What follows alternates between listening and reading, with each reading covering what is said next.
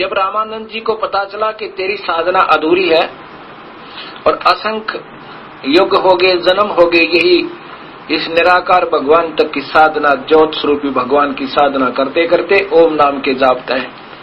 और जब देखा सतलोक में कबीर परमेश्वर का दूसरा रूप तेजो में, जिसके एक रोमकूप का ऊपर 1 करोड़ सूर्य, करोड़ चांद मिला दे, इतनी रोशनी भी फीकी पड़ जाए, वो आकार रूप में, मनुष्य रूप में वहां पर रहते हैं।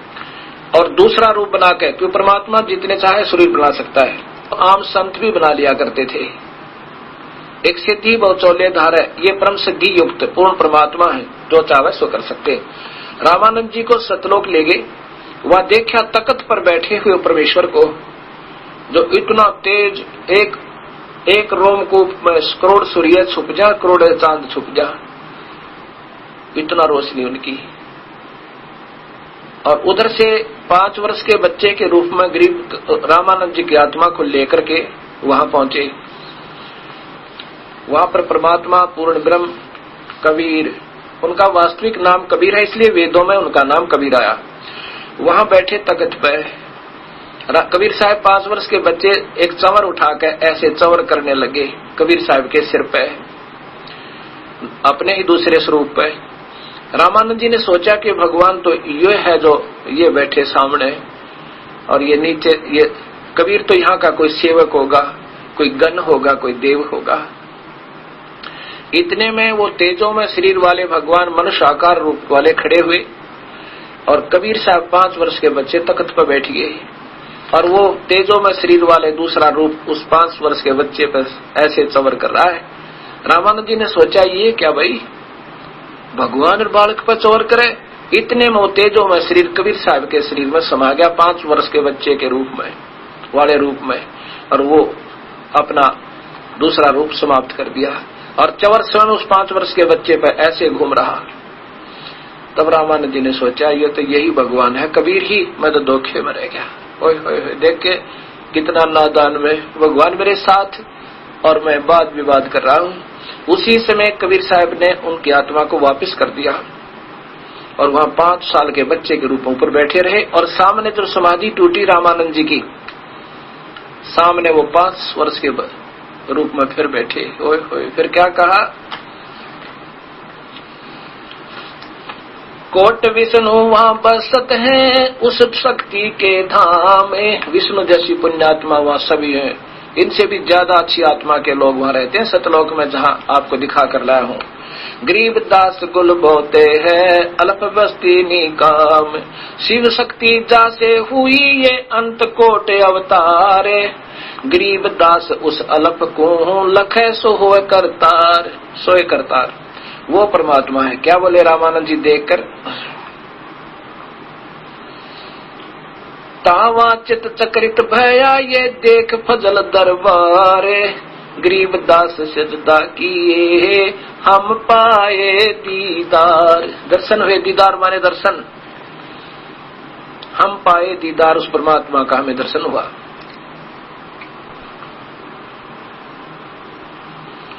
तुम स्वामी मैं बाल बुद्धि ये बर्म कर्म किए नासे।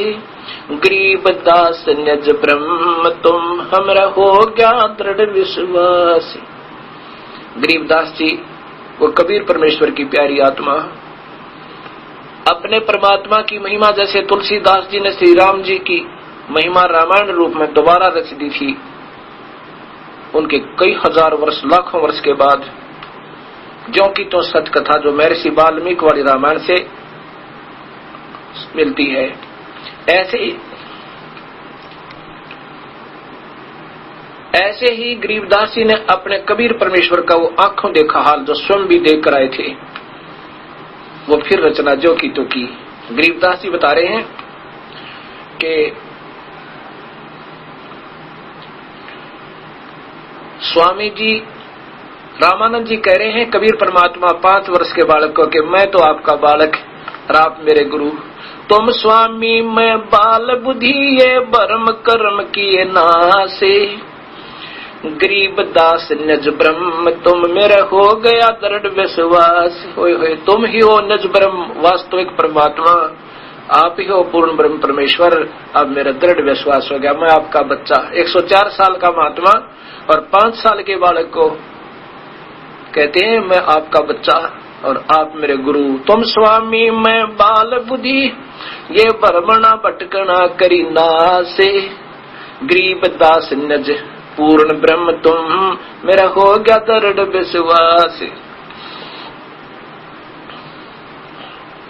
सुन बे सुन से तुम परे और से हमरे तीर। इन सुनों से ये छोटी मोटी सुन और ये प्रकाश दिखे, इस काल के ज्योत दिखे, इनसे तो कहते बहुत दूर हो तुम और उरली तरफ मेरे सामने बैठे। सुन बे सुन सुन भी सुन सुन भी सुन, सुन भी सुन से तुम परे और से हमरे तीरी। गरीब दास सर्वंग में अवगत पुरुष कबीर। सर्वंग में सर्वव्यापक अंतर्यामी भी और सारे सब कुछ तो ही व्यापक है। अविगत सतपुरुष कबीर, ये पुरुष कबीर, कबीर देव। पुरुष माने भगवान परमेश्वर, कबीर परमेश्वर।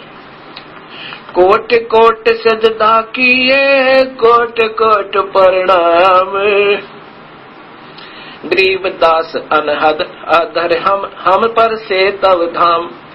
कितना बढ़िया बात लिखी है गरीबदास जी ने कि क्या बोले रामानंद जी के करोड़ करोड़ तो प्रणाम करे अपने उस 5 वर्ष के बच्चे को, 104 साल के, और जिसके 1400 ऋषि शिष्य हो गए थे, जिसके 1400 ऋषि शिष्य 1484 फिर बाद में हुए थे जब गरीबदास कबीर साहब ने उनका भ्रम तोड़ दिया था। 84 और संत हुए थे, पीपाजी, कबीर साहब, रविदास जी आदि आदि, जिनके 14 उस समय 1400 ऋषि थे। जिनके 1400 ऋषि हो उनके शिष्य कितने लाख होंगे, हिसाब लाना रामानंद के। और वो कहते हैं उस 104 साल के महात्मा ने 5 वर्ष के बालक के आगे माथा टेका। एक बार नहीं करोड़ करोड़ नाम रगड़िया।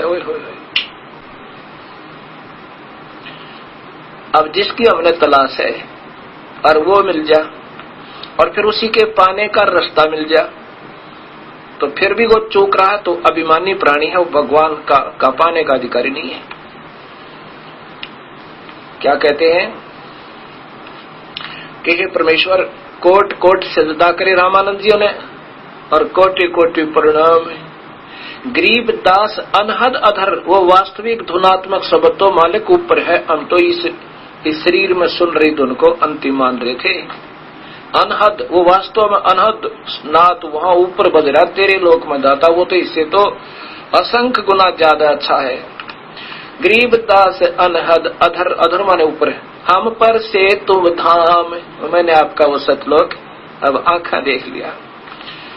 अब क्या कहते हैं नादान संत, ये दूसरे पंथों वाले जो कबीर साहब सतलोक की तो महिमा गावे, कह प्रभु का प्रकाश देखा नहीं जा सकता, वो तो नूरी आंखों से देखा जा सकता। अभी प्रकाश प्रकाश, जब शरीर यहाँ रह गया तो वो दिव्य दृष्टि जागी ऊपर, तो ये चरम दृष्टि दिखती नहीं।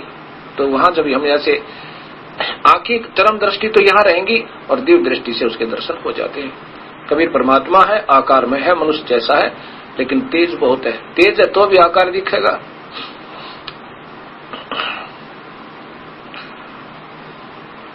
बोलत रामानंद जी सुन कबीर करतारे।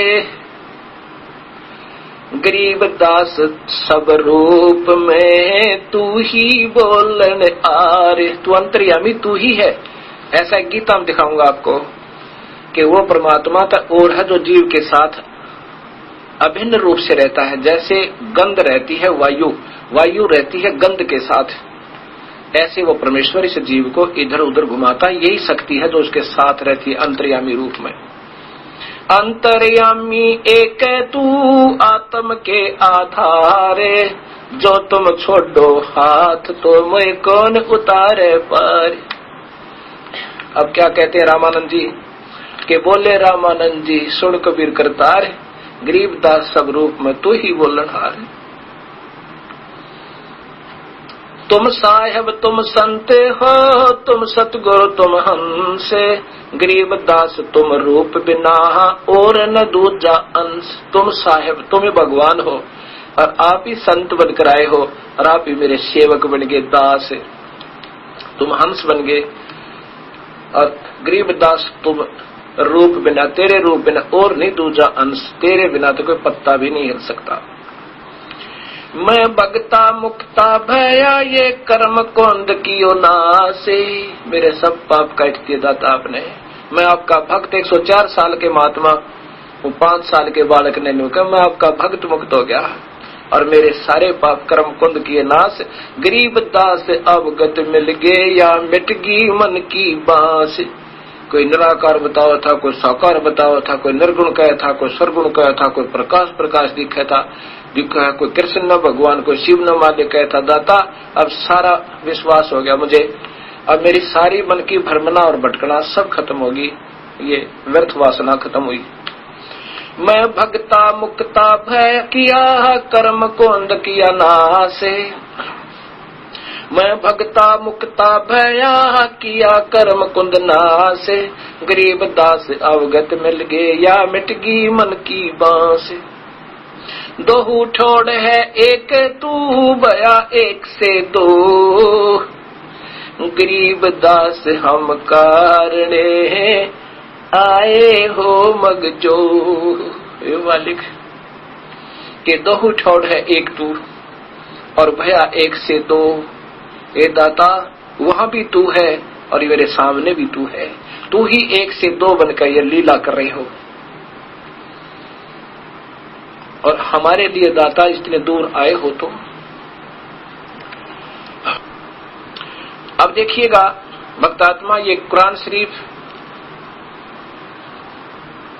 शरीफ एक पवित्र पुस्तक, कितना सत्य भरा हुआ इसमें। ये देखो कुरान शरीफ,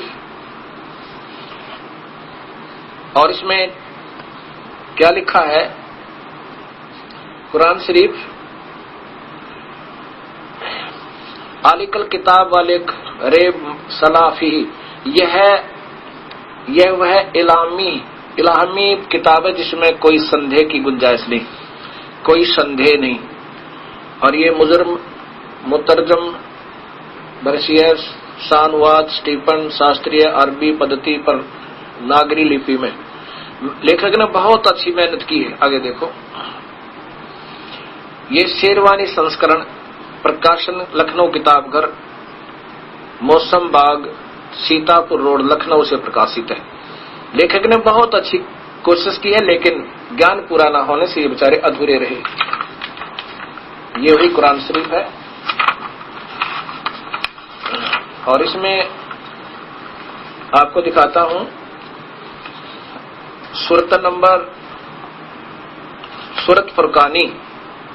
सूरत फुरकानी 25, ये है सूरतल फुरकानी 25 और इसके पृष्ठ नंबर 604 पे नीचे देखो कबीर शब्द लिखा स्पष्ट, आयत नंबर 52 में। ये आगे ये 51 है, जिहादन कबीरन। अब ये तो कबीर शब्द देखो, आप बिल्कुल कबीर लिखा है, ये नहीं बोला जाता इसमें, जिहादन कबीर। ऊपर देखो, ये तो अरबी भाषा तो अरबी है, लिपि उर्दू है। और इस लेखक ने कितना कमाल किया, कितनी मेहनत की बेचारे ने पूरा। ये पढ़ भी सकते, इसमें कबीर शब्द लिखा है यहाँ पर। ये इसी की ज्यों की तो अरबी लिखी फिर देवनागरी भाषा में। ये समझो ये अरबी ही है सारी है, ये भाषा देवनागरी होगी, ये उर्दू होगी, इतना अंतर है। इसका अर्थ है कि जिहादन कबीरन। ये 52वें श्लोक देखो, क्या 52वें में, ताला मुतियल काफिरिन व जाहिद होम बिही जिहादन कबीरन। अब इसका हिंदी देखो, ये पैगम कुरान शरीफ हजरत मोहम्मद जी के ऊपर आई है, उन्हों के लिए आदेश है। हे पैगंबर, तुम काफिरों का कहा न मानना और इस कुरान की दलीलों से इसके सत्य आधार पर उनका सामना बड़े जोर से करना, बड़े जोर से करो, उनका सामना बड़े जोर से करो। अब इन्होंने कबीर का अर्थ बड़ा लिख दिया, यहाँ पर कबीर शब्द लिखना है, इसका वास्तविक अर्थ क्या बनता है।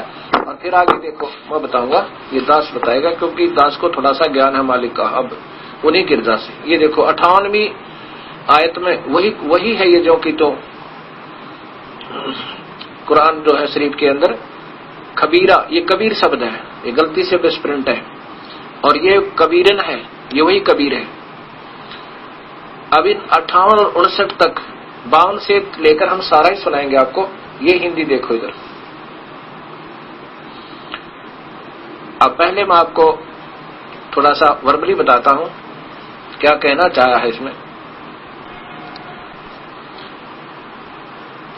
कोई निराकार अल्लाह है, कोई निराकार अल्लाह है जो आदेश दे रहा है हजरत मोहम्मद को। हजरत मोहम्मद जी उसको खुदा मानते हैं। हजरत मोहम्मद जी का खुदा कह रहा है कि जो मैं तुझे आदेश तुझे मिल रहे हैं, और ये कुरान शरीफ के आधार पर इनको जो उस पूर्ण परमात्मा के बारे में जो आयते हैं उनको सत्य मानना दलील को, और वो कबीर परमेश्वर है। और ये काफिर उस कबीर को परमात्मा नहीं मानते, और वो आपको विचलित करेंगे, कहेंगे वो कबीर भगवान हो ही नहीं सकता, तू झूठ बोलता है।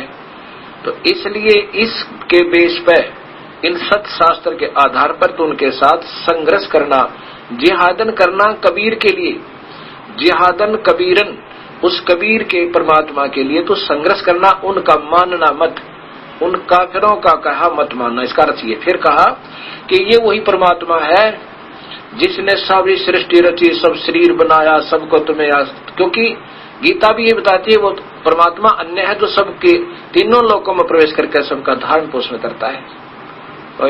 वही शास्त्र एक ही इशारा करें कबीर परमेश्वर की तरफ, और उस परमात्मा की ही बड़ाई के लिए अर्थात महिमा गाने के लिए मैंने तुझे भेजा है।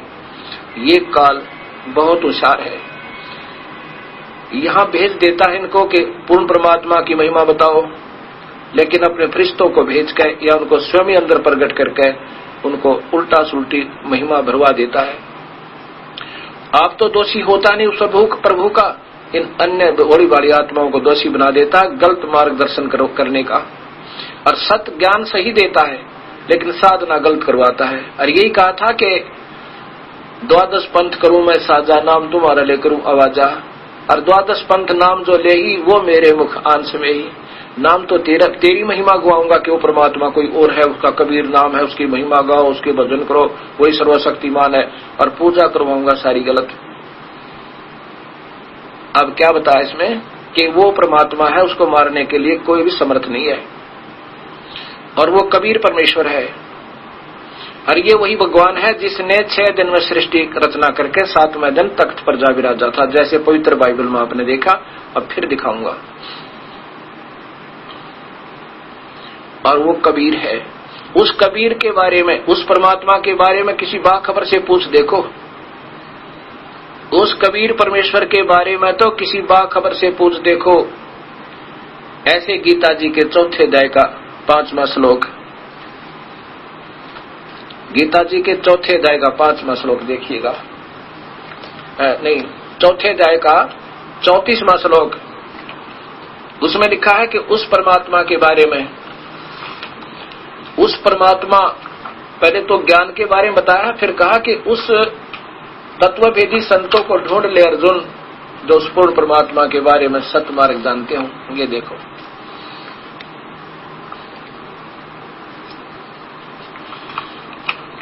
ये अध्याय नंबर 4,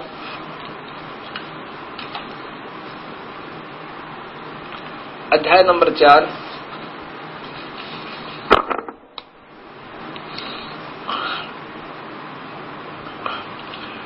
देखा, अध्याय नंबर 4 और ये श्लोक नंबर 34 में स्पष्ट है कि उस ऊपर लिखा है कि पहले तो ज्ञान सुन और द्रव्य ज्ञान से ज्ञान एक श्रेष्ठ है। 133 में कहा है कि धर्म जो करते हो धन से, उससे ज्ञान यज्ञ ज्यादा अच्छी है। ज्ञान से पता लगेगा कि कैसे भक्ति करनी है और कौन है भगवान। उस ज्ञान को तू तत्वदर्शी ज्ञानियों के पास जाकर समझ। भली बाती दंडवत प्रणाम करने से, सेवा करने से और कपट छोड़कर सरलता पूर्वक प्रसन्न करने से परमात्म तत्व के को भली भांति जानने वाले ज्ञानी महात्मा तुझे तत्व ज्ञान का उपदेश करेंगे। अब ये सभी शास्त्र एक इशारा कर रहे हैं कि भगवान तो ज्ञान बोल रहा है, अर्जुन सुन रहा है। जितना भगवान ने ज्ञान था वो बता रहा है कि ओम नाम का जाप कर, 5 यज्ञ कर और ऐसे ध्यान कर, ऐसे वक्त ऐसे कर, तू बस मेरे पास आ जाएगा। लेकिन तूने अगर उस परमात्मा के चरणों में जाना है तो उसके लिए उन तत्वदर्शी संतों ने ढूंढ ले। यानी भगवान तो अपना ज्ञान तो बता रहा है कि मैं तो इतना बता सकता हूं, उस परमात्मा को जो परम शांतिदायक है उसके लिए उन संतों ने ढूंढ ले जो उस परमात्मा के सतमार्ग दर्शक हों, सही ज्ञान जानते हों। यही ज्ञान ये पवित्र कुरान शरीफ आपको दे रहा है। ये कुरान शरीफ और उस सूरत आगे चलेंगे हम, सूरत नंबर वो है वही 25 नंबर, सूरत फुरकानी 25 और प्रश्न नंबर है ये, प्रश्न नंबर है इधर देखिएगा 606 और इधर है 607। अब वहीं से चल रहे हैं जो कबीरा और खबीरा शब्द आपने देखे, ये देखो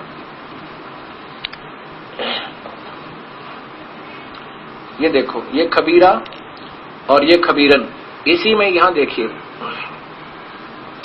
अब 53वीं से चला शुरू हुआ। 52 तो आपने सुन ली कि कबीर परमात्मा के लिए संघर्ष करना, नहीं मानना उन काफिरों की, और ये वही है, ये 53वीं वही है जिसने 2 दरियाओं को मिला चलाया, एक मीठा प्यास बुझाने वाला एक खारी, और दोनों को एक आड़ देकर मजबूत रोक बना दी। यानी कितना नीचे खारा पानी ऊपर मीठा, उस भगवान ने ऐसे नारी नारी से व्यवस्था कर रखी है।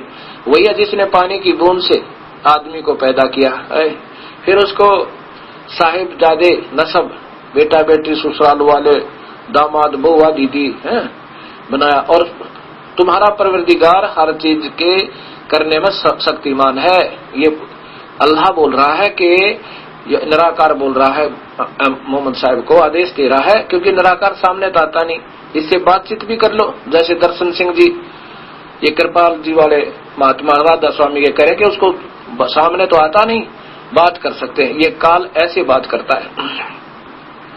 तुम्हारा परवरदिगार हर चीज को करने में शक्तिमान है, वो जो चाहे सो कर सकता है। और अल्लाह काफिर अल्लाह के सिवा ऐसों को पूजते हैं जो न उनको नफा पहुंचा सकते और न नुकसान, अर्थात इन देवी देवताओं को 3 गुणों तक नीचे तक पूजा करते हैं, ब्रह्म तक की। और काफिर तो अपने परवरदिगार से पीठ दिए हुए हैं, मुंह मोड़े हुए हैं। और ए पैगंबर, हमने तुमको, वो अल्लाह निराकार करा, हमने तुमको खुशखबरी सुनाने और सिर्फ अजाब से डराने के लिए भेजा है। इन भक्तों को सबको बताना कि पूर्ण परमात्मा की भक्ति करो, नहीं तो नुकसान हो जाएगा। इन लोगों से कहो कि मैं तुमसे इस अल्लाह के हुक्म की अर्थात ये सत्संग करने की कोई मजदूरी नहीं मांगता। हाँ, जो चाहे अपने परवरदिगार तक पहुंचने का राह इख्तियार कर ले। ए पैगंबर, उस जिंदा, वो परमात्मा कबीर साहब जिंदा रूप में आते हैं।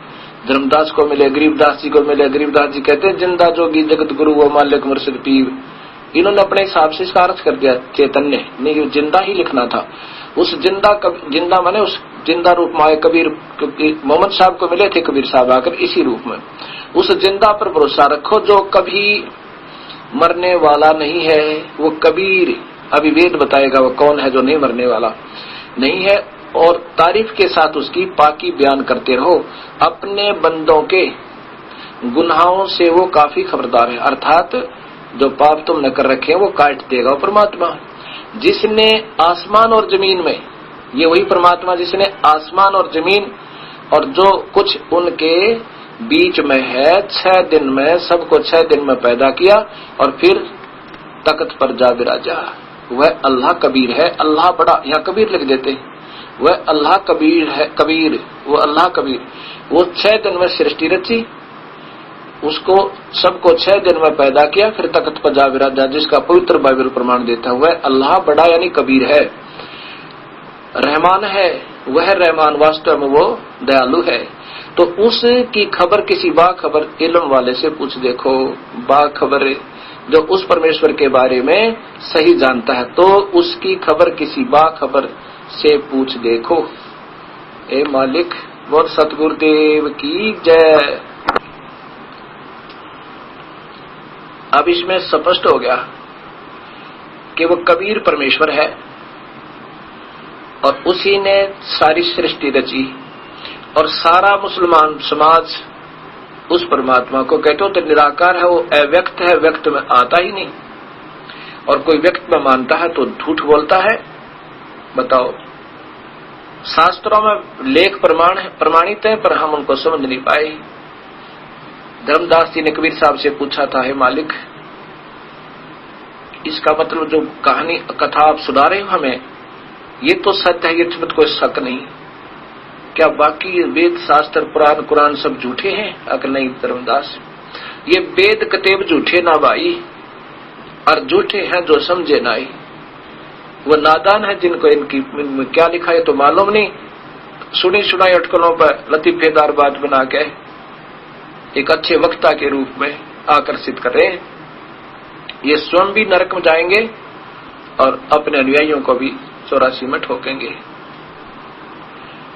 वो कौन भगवान है? वो कबीर है। किसने? जो 6 दिन में सृष्टि रची और 7वें दिन तख्त पर जा विराजा। ये कुरान शरीफ स्वीकार करती है, बताती है। और अब देखो ये पवित्र बाइबल, फिर देखो, क्योंकि ये ऐसा गूढ़ ज्ञान हो गया, इतना गहरा दब गया कि इसको जल्दी से हम बहुत बार सुनेंगे, समझेंगे, जब जाकर बात बनेगी। ये देखो वही the holy Bible literature revised edition, और ये यहां से प्रकाशित है। Indian Bible literature 67 branch road, बेरका रोड, किलपुर, चेन्नई, यानी बंबई में। हाँ, चेन्नई मद्रास से। अब यहां देखो इसके उत्पत्ति ग्रंथ में, ये देखो परमात्मा ने 7 दिन में सृष्टि रची। और ये देखो पहला दिन, ये देखो दूसरा दिन, देखिएगा तीसरा दिन सृष्टि का, और चौथा दिन। यहां देखो फिर 5वां दिन, ये 5वां दिन, और ये 6ठा दिन। अब 6ठे दिन में क्या किया है कि वह फिर परमेश्वर ने कहा कि हम मनुष्य को अपना स्वरूप अनुसार उसकी समानता में बनाए है। तब परमेश्वर ने मनुष्य को अपना स्वरूप उत्पन्न किया और अपने स्वरूप के अनुसार परमेश्वर ने उसको उत्पन्न किया, या नर और नारी किया करके उनकी सृष्टि की। अब ये बताना चाहता हूँ, 6ठे दिन ये सारा कुछ रच दिया। अब उनको और खाने का आदेश दिया, मांस नहीं खाना। फिर परमेश्वर ने उनसे कहा, सुनो, जितने बीज वाले छोटे छोटे पेड़ सारी पृथ्वी के ऊपर हैं और जितने वृक्षों में बीज वाले फल होते हैं वे सब तुम्हारे खाने को दिए हैं, वे तुम्हारे भोजन के लिए हैं। ना भगवान ने लिखा था छांट कहियो ऐसा मांस खाना, ऐसा मत खाना, खुरकटे हुए मत खाना। ये वास्तविक आदेश है मालिक का। आगे उन फरिश्तों के और देवताओं अन्य फरिश्तों के आदेश हैं जो कि मान्य नहीं है, वो पाप के भागी बना रहे हैं आपको। अन्य पशु पक्षियों को भी ये छोटे छोटे हरे पत्ते दिए। अब देखो 7वां दिन विश्राम किया। वो परमात्मा 7वां दिन विश्राम किया, 6 दिन में सृष्टि रची और परमेश्वर ने 7वें दिन आशीष दी और पवित्र ठहरा, क्योंकि उसने सारी सृष्टि की रचना करके सारे काम से विश्राम लिया।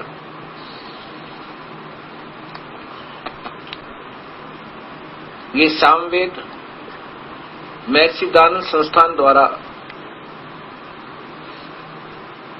इसका ये भाषा भाष्य है और महर्षि दयानंद संस्थान को ये मान्य है।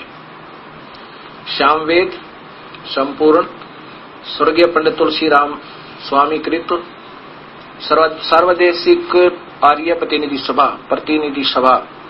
3/5 महर्षि दयानंद भवन, आसफ अली रोड, नई दिल्ली, दूरभाष।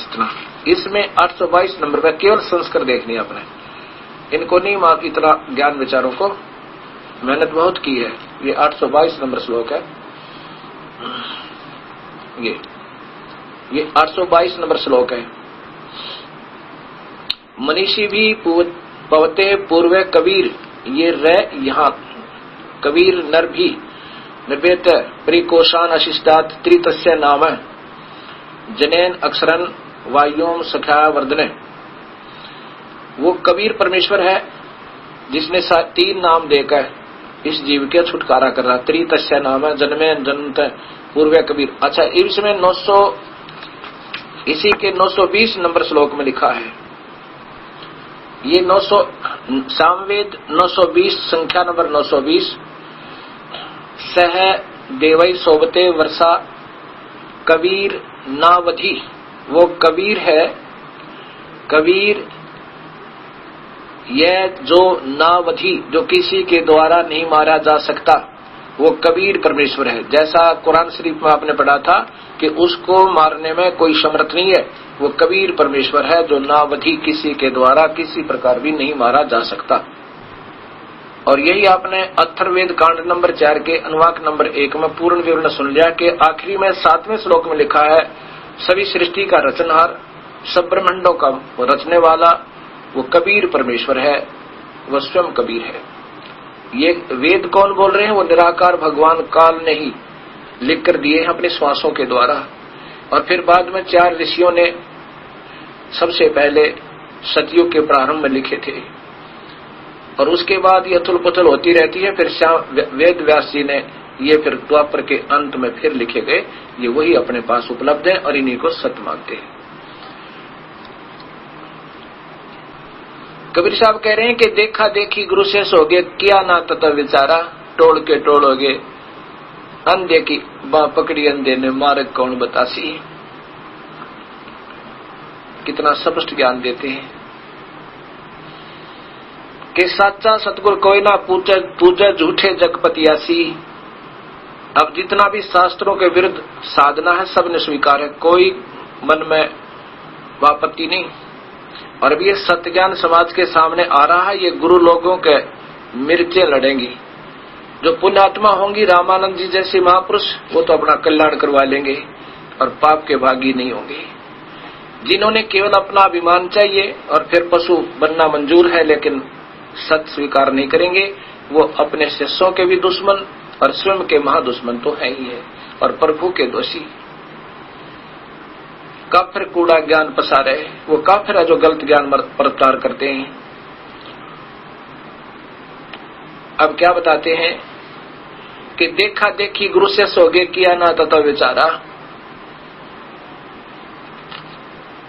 गुरु शिष्य दोनों के सिर पे ये नकली गुरुओं का शास्त्र विरुद्ध साधना बताने वाले झूठा विवरण काल तक का दे रहे हैं, और उनके अनुयायी शिष्यों पर कहते काल ठोक का पंजारा। चाहे वह कबीरपंथी है जिनके पास 3 नाम वाला सत्य मंत्र नहीं है, वह केवल गीत गान तर कबीर साहब को भगवान मान लेने से, ऐसे नहीं। अब किसी ने मालूम है कि अमृत है शीशी में, कितना शीश है और उसमें अमृत है, और वो अमृत आपके पास है नहीं, तो ऐसे मान लेने से हम भी मानते हैं कि अमृत है उस शीशी में और वो अमर कर देता है, प्राप्त आपको है नहीं, तो व्यर्थ की व्याख्या है। चाहे किसी भी पंथ से संबंधित है, ये सत्य मानना। अब यहां समस्या आएगी कि क्या आप ही ऐसे हो कि आपको ही मालूम है क्या और सब किसी को मालूम नहीं? ये तो आप सोच लेना। इतना प्रमाण दिया जा रहा है, इसके बाद भी आपकी बुद्धि अगर यही काम करती है तो फिर आपकी मौज है, कोई किसी पर दबाव नहीं। लेकिन मेरे को आदेश दिया उस परमेश्वर ने कि मेरे सत्य ज्ञान का ढोल पीटते, और ऐसे जो कि बिल्कुल प्रमाणित, अब तो सब बहन भाई शिक्षित है, अशिक्षितों को बहका लिया इन्होंने। अब कई भाई कहते हैं कि इतनी संख्या में लोग वहां जाते हैं, उसमें बड़े शिक्षित लोग हैं, कोई IAS अफसर है, कोई IPS है, कोई इंजीनियर है, कोई डॉक्टर है, क्या वो सब पागल है? वो पागल नहीं, वो भूखे हैं भगवान के, वो तड़प रहे हैं अपने परमात्मा की तलाश में। आगे उनको अंधे गुरु टकर गए, उनमें अंदर वो भूस भर दिया जो उनने जितना ज्ञान था, एक वो बेचारे, अब वो क्या करें? ऐसा उल्टे ज्ञान से ऐसा भर दिया क्योंकि वो बुद्धिजीवी थे, इंटेलिजेंट से जल्दी पकड़ लिया उनका सारा जो उन्हें देना था उन नकली गुरुओं ने। अब वो आप स्वामी हो गए, अब वो दुनिया को बताने लगे उस अधूरे ज्ञान को, क्योंकि ऐसा सुना सुनाया ही। वो पागल नहीं, वो चाहने वाली आत्मा प्रभु की, और प्रभु तो वही विधिवती मिलेगा जो शास्त्र प्रमाण देते हैं। फिर कहते हैं सार शब्द सरजीवन बीटी बूटी। कबीर साहब कहते हैं सार शब्द सर जीवन बूटी घिस घिस अंग लगावे, कह कबीर तुम सत्कर मानो जन्म मरण मिट जावे। और ये भगवान, ये तीन लोग के भगवान कहते हैं अर्जुन तेरे मेरे तो गणे जन्म हो लिए, ये जन्म मरण तो मिटा नहीं भाई। और शिव जी ने पूछा था माता से, कहा था हे माँ मैं पिता के दर्शन नहीं ढूंढना नहीं चाहता जब मेरे दो भाइयों को नहीं मिला, ब्रह्मा और विष्णु को, मुझे तो अमर कर दो। जो माता ने कहा बेटा अमर नहीं हो सकता, जन्म मरण तो तेरा बना रहेगा, पर विधि बता दूंगी तेरी उम्र लंबी हो जाएगी। ये देखो वही गीता जी और श्लोक अध्याय नंबर 4 श्लोक नंबर 5 में। ये कोई छुपाने और बहकाने की बात नहीं। अब तो समाज सियाना है और हाथ जोड़ दो नकली संतों का आगे, क्यों गुमराह कर रहे हो? मैं ईमान लिया भगवान कृष्ण ईमान रहे हो तो कृष्ण का मैं तो जन्म मरण में हो। बहुनी ते व्यतीतानी जन्मानी तव च अर्जुन तानी अहम वेद सर्वाणी तुम वेदत परंत तप यत संस्कृत है इसकी। यहाँ देखो हे अर्जुन मैं माने मेरे और तेरे बहुत से जन्म हो चुके हैं, अर्थात हम अविनाशी नहीं है। उन सबको तू नहीं जानता, मैं जानता हूं। अब कबीर साहब कहते हैं सार शब्द सरजीवन बूटी, उसने घिस घिस अंग लगा, उसका सिमरण करना होता है। एक सार नाम मिलेगा आपको और फिर उसका सिमरण करना होगा। सार शब्द सरजीवन बूटी घिस घिस अंग लगावे, फिर उससे एक सार शब्द प्रकट होगा जो आपके इन सारे बीमारी निकाट के आपकी आंखें खुली होंगी और प्रभु के दर्शन आप कर रहे होंगे, क्योंकि आंखें तो चरम दृष्टि है, अंदरों से दिव्य दृष्टि बन जाएगी। अरस कुरस पर अलह तकत है खालिक बननी खाली, अरस कुरस पे आखिरी में परमेश्वर का तख्त है और वो पैगंबर पाक पुरुष थे साहिब के अब्दाली, जो 1,80,000 पैगंबर हुए हैं मुसलमान धर्म में, उन्हीं के लिए बताया परमात्मा का ऊपर स्थान है। और गरीबदास जी कहते हैं कि श्वेत गुमट सिर छतर विराजै, और देखत ना उस चेहरे नु, चेहरा मने आकार में हो परमात्मा। श्वेत छतर सिर मुकुट विराजै, श्वेत गुमट सिर छतर विराजै, ऊपर श्वेत गुम्बज है भगवान कबीर परमात्मा जहाँ सतलोक में रहते हैं और कबीर साहब विराजमान है और उनके ऊपर एक छतर तना हुआ है। और देखत ना उस श्वेत गुमज है गुमज, और वहां पर एक चेहरा उसका मालिक का है, उसको नहीं देख रही, वो कबीर परमेश्वर है। सार शब्द सरजीवन बूटी घिस घिस अंग लगावे, और कह कबीर तुम सत्कर मानो भाई जन्म मरण मिट जावे। गरीबदास जी कहते सोहम ऊपर और है सत सुकृत एक नाम, और सब हंसों का वास है नहीं बस्ती नहीं गांव। सोहम ऊपर और है उसको ताकी कर ले सेव, शिव के ऊपर और है वाकी कर ले सेव। अब कबीर साहब बता रहे हैं धर्मदास ये जग बोराना, कोई न जाने पद निर्वाणा, यही कारण मैं कथा पसारा, जग से कहिए वो राम निहारा। वो परमात्मा प्रभु अलग है। यही ज्ञान जग जीव सुनावो, सब जीवों का भरम नसावो। अब मैं तुमसे कहूँ चेताई, तेरे देवन की उत्पत्ति भाई। तेरे देवन 3 देव ब्रह्मा विष्णु महेश। कुछ संक्षेप कहूँ गहुराई, सब संशय तुमरे मिट जाई। भरम गए जग वेद पुराना, आदि राम का भरम न जाना। मैं भेद नहीं जाना, इन वेद और पुराणों में पढ़ के सही रास्ता नहीं मिला।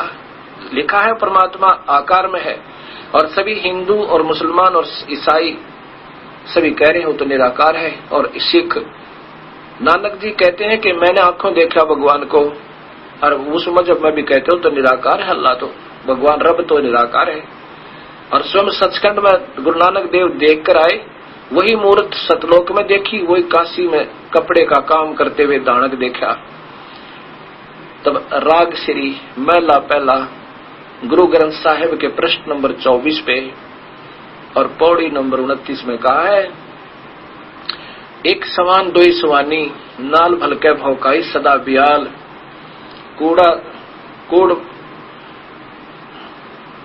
कूड़ छुरा मुठ मुर्दार वो धानक रूप रहा करतार। फिर कहते हैं जो सतलोक में देखा था जब तो जिंदा रूप में थे, जिंदे का रूप बना रखा था, सतलोक में लेके गया मुझे वहां परमात्मा और दिखाया जैसे रामानंद जी को देखा।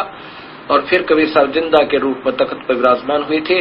जब उस वस्तु को देखकर नानक जी ने कहा था वाहे गुरु सतनाम वाहे गुरु। गरीबदास जी कहते झांकी वे कबीर की नानक की टीवा और वह सिखा का गल पड़ी कौन छुटावे था। सचखंड में जब बेई नदी से कबीर परमेश्वर जिंदा के रूप में आके गुरु नानक देव को सचखंड ले गए, 3 दिन तक उनको बेहोश रखा एक तरफ ले जाकर।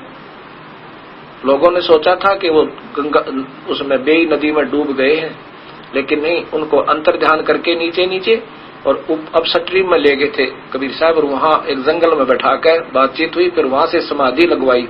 समाधि में ये तो बेहोश हो गया, शरीर रह जाता है, उस आत्मा को लेकर गए।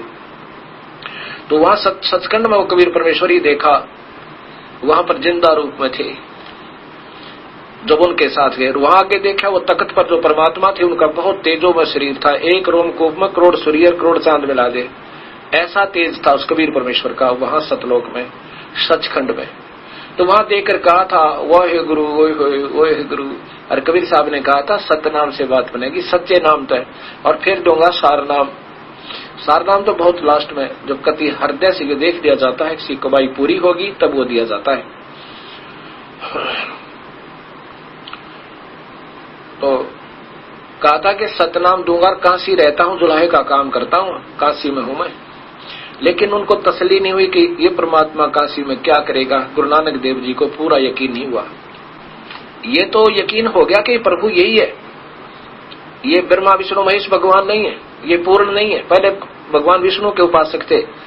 गुरु नानक देव जी गीता पढ़ा करते, ब्रजलाल पांडे दो रहे, और तब कहा करते एक ओंकार निर्भय, ओंकार माने युग काल भगवान।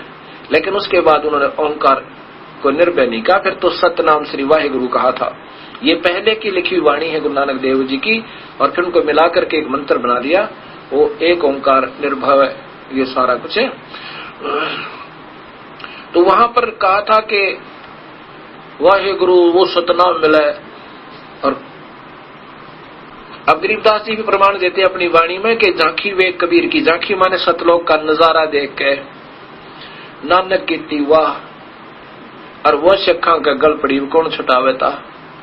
ऐसा क्यों कहा प्रभु ने कि वो गुरु मिले, धन्य वाहे गुरु वो वाहे गुरु का अर्थ होता है एक महिमात्मक और सराहनीय शब्द है, दोनों का प्रतीक है, महिमा भी और उसकी सराहना भी।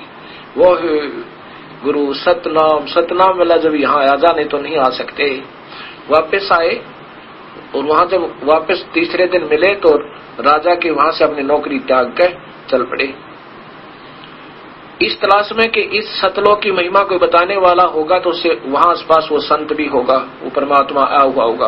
प्रथम उदासी में वो चले थे अपने वहां से, अपने तलवंडी से, और फिर इधर अंबाला साइड में होते हुए वाराणसी पहुंचे और सबसे चर्चा करते गए, इसलिए कि कहीं यहाँ कोई बात बताएगा उस सच्चे बादशाह की और सचखंड की कोई जिक्र करेगा तो अवश्य वो परमात्मा वहीं मिलेगा। उनसे पूछूंगा वो कहाँ है जिससे तुमने ये ज्ञान हुआ। इस खोज में तड़पते हुए चलते हुए बड़ी बहुत कठिन यात्राएं की। और साथ में कबीर साहब ने बताया था कि गुरु नानक देव को कि मेरे गुरु रामानंद जी हैं काशी में। फिर बनारस पहुंचे, पहली उदासी देखो उनकी महापुरुष जी की। वहां रामानंद जी को पूछा तो रामानंद जी तो सर्वविदित थे। रामानंद जी के पास के रामानंद जी से चर्चा की उस सचखंड के बारे में। रामानंद जी ने कहा कि मैं भी देख कर आया हूं उसको, लेकिन दिखाने वाला मैं नहीं हूं, मेरा शिष्य, मेरा गुरु समझो। अब तो वो शिष्य नहीं रहा, वैसे तो दृष्टि से लोगों की दृष्टि से मेरे शिष्य हैं, लेकिन मैं उनका शिष्य, वो मेरे गुरुदेव कबीर परमेश्वर हैं, कबीर आए हुए हैं। वो कहाँ हैं कि अपना घर आज जुलाहे का काम कर रहे हैं, कुछ कार्य ज्यादा था, आज नहीं आ पाओगे। अब उस प्यारी आत्मा के भ्रम तोड़ने के लिए अपने प्यारे नानक देव जी को सतमार्ग और अपना वास्तविक रूप दिखाने के लिए उस दिन वो वहां नहीं गए। कहा? रामानंद जी के आश्रम में कबीर साहब नहीं गए, नहीं तो रोज जाते थे। तब रामानंद जी ने एक सेवक भेजा गुरु नानक देव के साथ, और बाबा नानक को वो सेवक लेके कबीर साहब के उस स्थान पर पहुंचा जहां वो कपड़े का काम कर रहे थे, धानक का। और जब देखा हुआ है सूरत जो की जो सतलोक में देखी थी, ये वहां पर जिंदा के रूप में थे, जिंदा रूप में। एक मुसलमानों में जिंदा महात्मा होते हैं, ऊपर काला सा लंबे चोटे वाला टोप और एक ओवरकोट काला ही होता है, उसको जिंदा महात्मा कहते हैं। ओए होए, फिर देखा ओए होए, ये तो वहां तो समय अनुसार ही अपना शरीर के वेशभूषा बदल लेते हैं, लेकिन वो भगवान से जो वहां मैंने सत्संग में देखा था। तो क्या कहा कि फाई सूरत मलुक की वेश ए ठगवाड़ा ठगी देश है। ये दुनिया को ये महसूस नहीं होने देता मैं भगवान हो। फाही सूरत वो है जो की तो मूर्त सूरत वो परमात्मा। मलुक की वेश, ये यहाँ पर इस मुल्क में आकर ऐसा वेशभूषा कर ली और वहां पर जिंदा रूप बने हुए थे। फाही सूरत मलुक की वेश ए ठगवाड़ा ठगी देश, खरा सियाणा बहुते बार ये दानक रूप रहा करतार।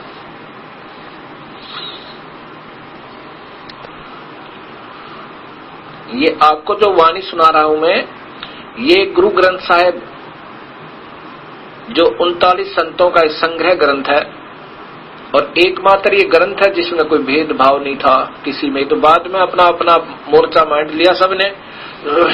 उन संतों ने जिन्होंने इसका संग्रह किया था उसमें उन्होंने कोई मजहब नहीं बनाया था, एक पुण्यात्माओं के लिए प्रमाण बनाया था।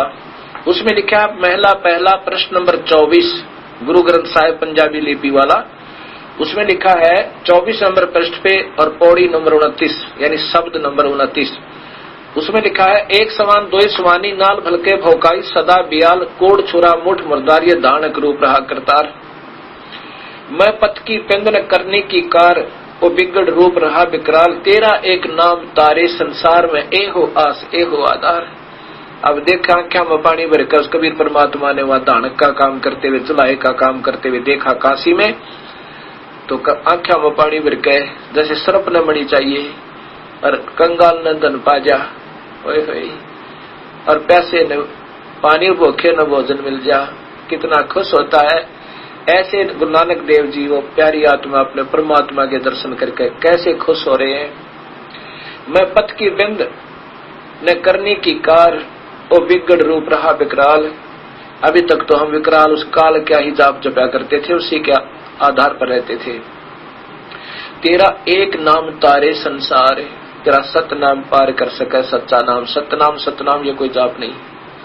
तेरा एक नाम तारे संसार में ए हो आस ए हो आधार, मुझे भी उस सच्चे नाम की आस है और यही आधार मान लिया, कोई और सब मंत्र झूठ है।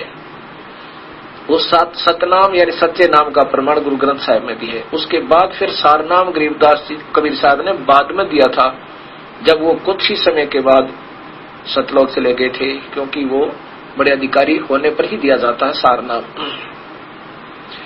तेरा एक नाम तारे संसार में ए हो आस ए हो आधार, मुख निंदा आख्या दिन रात, क्योंकि कबीर साहब पहले गए थे, इनसे मिले थे, उसमें काफी चर्चा हुई थी और कबीर साहब आ गए थे, ये नहीं माने थे और कहा था ये धानक क्या जाने ये दुलाहा ऐसे ही मूठ पटांग कर रहा है।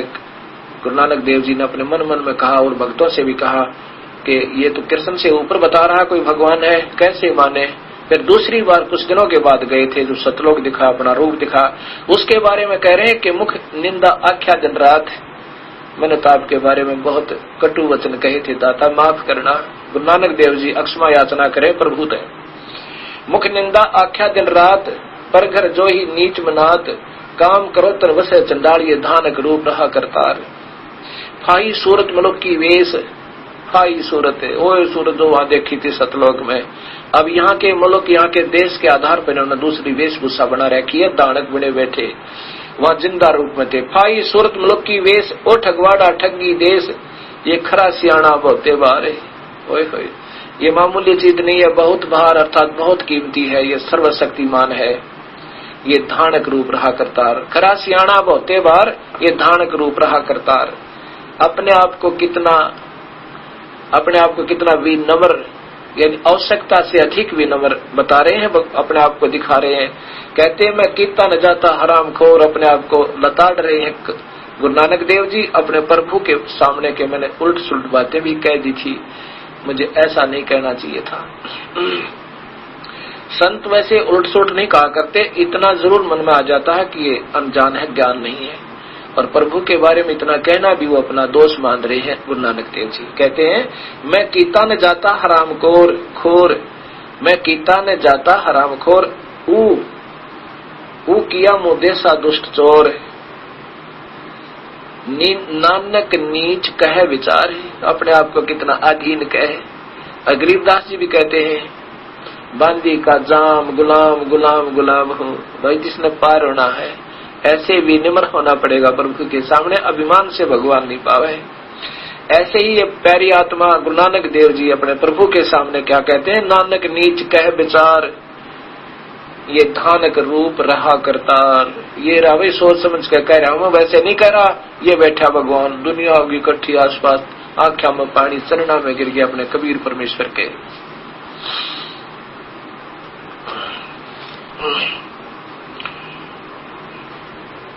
आप सभी पढ़ रहे हैं अपने अपने ग्रंथों को, लेकिन कबीर परमात्मा के भी रजा बिना इनमें से ये माल निकल नहीं सकता, सामने नहीं आ सकता।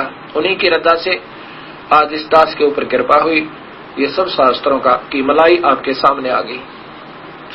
भरम गए जग वेद पुराना, आद राम का भेद न जाना, राम राम सब जगत बिछाने, राम राम सब जगत बखाने, आदि राम कोई बिरला जाने, ज्ञानी सुने सो हृदय लगाई, मूर्ख सुने तो गम ना पाई।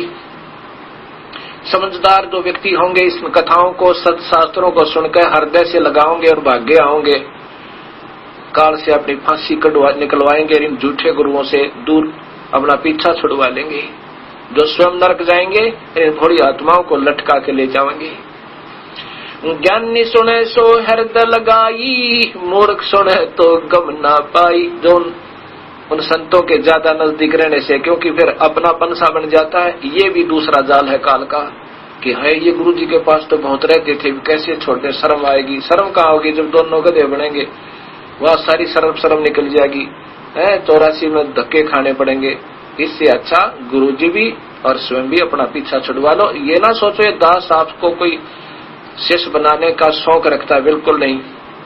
और यहाँ से जो नाम लेगा बीड़ी शराब मांस तंबाकू कभी प्रयोग नहीं करना। नाम लेना आपकी इच्छा, ना कोई जरूरी नहीं। ज्ञान सुनकर और जिसने परमात्मा को पाना है और विकार करे वो कभी पार नहीं हो सकता। ना कोई अन्य देवी देवता पूजना, हम जड़ की पूजा करेंगे, सत्कार सभी का होगा, अनादर किसी का नहीं, लेकिन पूजा जड़ से होगी। कबीर परमात्मा की भक्ति करेंगे और फिर वो ऊपर टहनियों का फल लगेंगे। अक्षर पुरुष एक पेड़ है, निरंजन वा की डार, और तीनों देवा शाखा है ये पात रूप संसार। अक्षर पुरुष जो जमीन से बाहर दिखे वो अक्षर पुरुष यानी परब्रह्म, फिर पेड़ का डार होती है वो ज्योति निरंजन, वो ब्रह्म, और उस डार का फिर 3 शाखा, वो ब्रह्मा विष्णु महेश, और जड़ कबीर परमेश्वर पूर्ण ब्रह्म। जड़ में पानी डालेंगे पौधा फलेगा, नहीं तो सूख जाएगा। अगर हम टहनियों को नीचे लगा दे जमीन में और जड़ ऊपर को कर देंगे, काहे की समझदारी। ऐसे ही सब समाज ऐसे किया हुआ है। अब इसको सीधा करेंगे और जड़ की पूजा करेंगे। बीड़ी शराब मांस तंबाकू छूना भी नहीं है, और कबीर परमात्मा की कृपा से लाखों की संख्या में भक्तात्मा इस विकार से दूर हो गए, तुरंत छोड़ देते हैं और प्रभु साथ देता। कबीर साहब ऐसी बात नहीं, मालिक साथ देगा तभी ये काल के लगाए हुए जाल छूटेंगे। और फिर अन्य देवी देवता कुछ नहीं पूजना, जड़ की पूजा करनी है, अनादर किसी का नहीं। तिनका कभू ना नींद ये जो पाया तले न हो, और कभी उड़ा क्या पड़े भाई फिर पीड़ गनेरी हो। निंदा नहीं करनी किसी की, किसी को अनादर नहीं करना, लेकिन पूजा तो विधिवत करने से बात बनेगी। ज्ञानी सुने सो हृदय लगाई, मूर्ख सुने तो गम ना पाई। माँ अस्तंगी पिता निरंजन, ये दम दारुण वंशन अंजन। ब्रह्मा विष्णु महेश की माँ तो अष्टंगी और पिता ये काल ब्रह्म। अब इसका आपको गीता जी में दिखाऊंगा, ये देखिएगा पवित्र गीता जी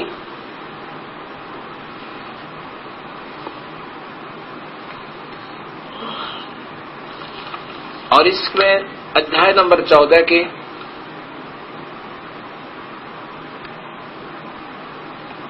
श्लोक नंबर 3, 4 और 5 पे, श्लोक नंबर 3 है कि अर्जुन, हे अर्जुन, मेरी महत ब्रह्ममूल प्रकृति संपूर्ण प्राणियों की, भूतों प्राणियों की योनि अर्थात गर्भाधान स्थान है, गर्भाधान स्थान है। मैं काल बोल रहा है ये, मैं उस योनि में चेतन समुदाय गर्भ को स्थापन करता हूं। उस जड़ चेतन संयोग से सब प्राणियों की उत्पत्ति होती है। अब देखो ये 5 चौथा है, ये तीसरा सुना आपने, चौथे की संस्कृत इन्हीं के द्वारा देखना। हे अर्जुन, नाना प्रकार की सब योनियों में जितने मूल मूर्तियां शरीरधारी प्राणी उत्पन्न होते हैं, प्रकृति तो उन सब की गर्भ धारण करने वाली माँ है, और मैं काल ब्रह्म सबका पिता हूं। और 5वें में देखो कति कमाल कर दिया कि ये श्लोक नंबर 5 है, इसमें है कि हे अर्जुन महाबाहो, हे अर्जुन, सतगुण रजगुण और तमगुण, रज है सत्वम रजम तमम तमय, ये प्रकृति संभवा, ये प्रकृति से उत्पन्न, प्रकृति शब्द आपको दिखाया था शिव महापुराण और देवी भागवत महापुराण में, उत्पन्न तीनों गुण अविनाशी जीव आत्मा को शरीर में बांधते। तीनों गुण कौन? रजगुण ब्रह्मा, सदगुण विष्णु, तमगुण शिव जी। ये जीव को फंसाए रखते हैं, पार नहीं होने देते। अब गीता जी के गलत सरलार्थ करता और आपके वो नादान गुरुदेव आपको भ्रमित कर रहे हैं। वो कहेंगे कि कौन कहता है ये 3 गुण रजगुण ब्रह्मा, सदगुण विष्णु, तमगुण शिव जी हैं। अब इसके लिए ये प्रमाण आपको साथ ही देता हूं कि ये स्वयं स्वीकार करते हैं।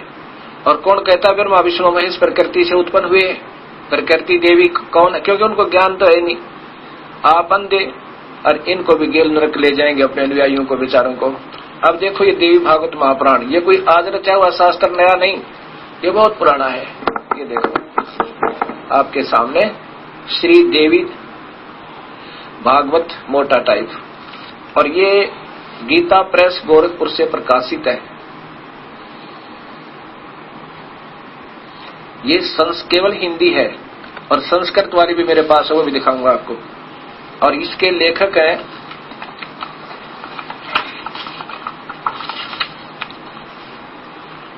ये देखिएगा, ये तो इनका गीता प्रेस गोरखपुर से प्रकाशित है। यहां देखो, ये हनुमान प्रसाद पोदार, संपादक चमन लाल गोस्वामी। इसी के तीसरे स्कंद में, तीसरा स्कंद, ब्रह्मा जी द्वारा भगवती चरणों में समस्त देवता आदि को देखना। ये देखो अब क्या कह रहा है विष्णु जी, यह संसार तुम्ही से उद्भासित है, हो रहा है। मैं विष्णु, ब्रह्मा और शंकर, हम सभी तुम्हारी कृपा से विद्यमान हैं, तुम्हारे से उत्पन्न हुए हैं। हमारा आविर्भाव और तिरोभाव हुआ करता है। हम तो जन्म और मरण, आविर्भाव माने जन्म, तिरोभाव माने मृत्यु हुआ करता। केवल तुम ही नेता हो, जननी हो, जगत जननी हो, प्रकृति और सनातनी देवी हो। इसी में फिर शिव शंकर भगवान, ये 123 नंबर श्लोक है, पृष्ठ है। भगवान शंकर बोले, देवी यदि महाभाग विष्णु तुम्ही से प्रकट हुए हैं तो उनके बाद उत्पन्न होने वाले ब्रह्मा भी तुम्हारे बालक हुए। और फिर मैं तमोगुणी लीला करने वाला क्या तुम्हारी संतान नहीं हुआ?